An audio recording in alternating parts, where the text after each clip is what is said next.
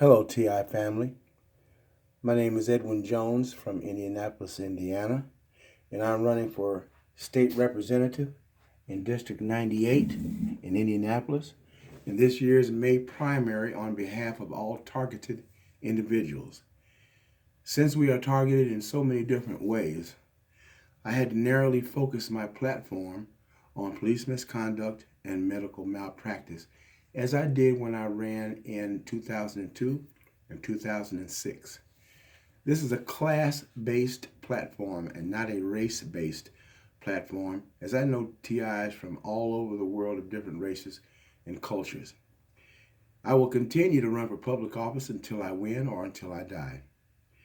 Now, targeted individuals are persecuted in an unlimited number of ways, but in my experience, they've been targeted more so legally and medically.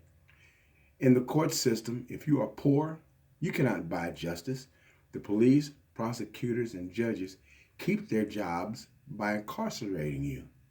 And the public defender, they work at the discretion of the judge. They don't work for you.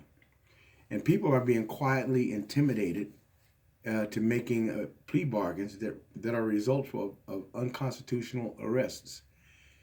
If you have reason to believe that there is fraud and deceit in judicial proceedings and have documented evidence, then you need a representative that you can call, complain to, that will make your case public. Otherwise, without a court of public opinion, they will quietly put you away into the privately owned prison system. Every week, it seems, you read that someone is released from prison after serving years for a crime that they did not commit. Now, as far as medical malpractice is concerned, the same principle applies. If you cannot afford good medical care, you cannot get it. In the past 5 years, I have known of 3 women in my district who went to the emergency room in a local hospital, were misdiagnosed, sent home, and they died. Indianapolis also has one of the highest infant mortality rates in the country. If you are mistreated at a hospital, you need a representative that will speak up publicly in your behalf and put pressure on the medical profession to get you the proper help that you need. Now, for those who want to run for public office on behalf of targeted individuals, as I'm doing, I suggest that you establish a history of academics and volunteer work.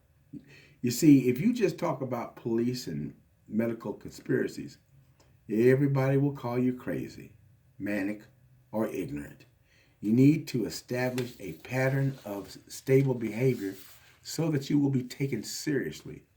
That way, it will be harder for perpetrators or anyone else to question your sanity. Next, you have to prepare for gaslighting, shunning, and overt syrupy patronization from family, friends, your job, your church, your neighbors, or anywhere else you try to fit in, because the system doesn't want you to fit in. There will be attempt after attempt to injure you, not only in reputation, but also in person. I'm going through all that right now, especially at this new job I got through a temporary service. So what I do is I stay at home. I don't go out after dark. I don't have a girlfriend, no casual relationships. I go to work, I go to school, I play guitar at my nursing home, and I exercise. Why? Because that's the safest way. See, that way, the rich and powerful can't get to you, and they can't get to me, because they get to you by the people closest to you. You've got to be prepared. You're going to catch the devil.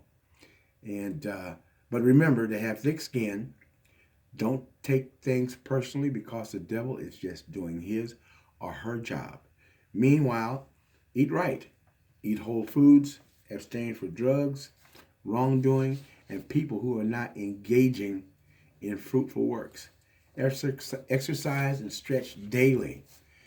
There's another thing that's going on. I have also retained an attorney to get grandparental visitation rights with my 9-year-old granddaughter.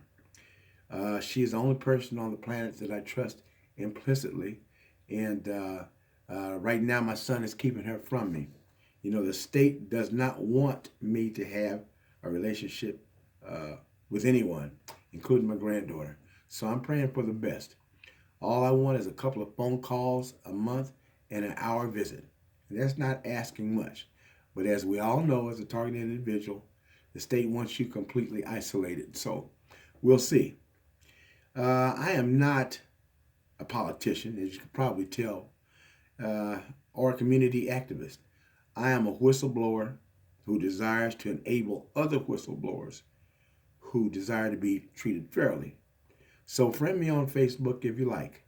Finally, down at the bottom of my flyer, it says, "Take no part in the unfruitful works of darkness. Instead, expose them," which is exactly what I intend to do. Thank you so much for listening. God bless, and have a great day.